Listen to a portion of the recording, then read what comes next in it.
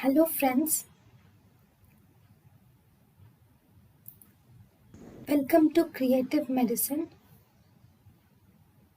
In this lecture, we will learn about Structure of articular cartilage. So articular cartilage is made up of mainly it is made up of five layers. So articular cartilage is mainly made up of five layers. One, there is superficial zone of articular cartilage. Second, middle zone, or actually there is a transitional zone of articular cartilage. Then we have radial zone of articular cartilage, and finally we have calcified cartilage will be seen. So first, superficial zone of articular cartilage.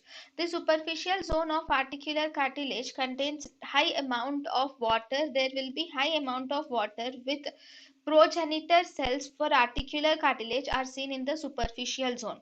In the transitional zone, that is, there will be radial zone, and above that there will be transitional zone, which is this transitional zone is a transition between the superficial zone and the middle or radial zone. This transitional zone which is present in between, it is thickest and it has chondrocytes are present of lower density. It contains chondrocytes of lower density.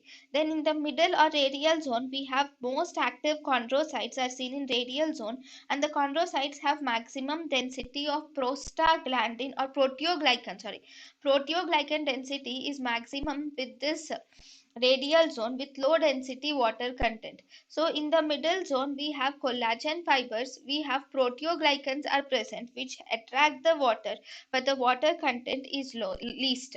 Whereas in the deeper zone, which is nothing but the calcified cartilage, this is the area which is closest to the bone, and this is where the calcification occurs.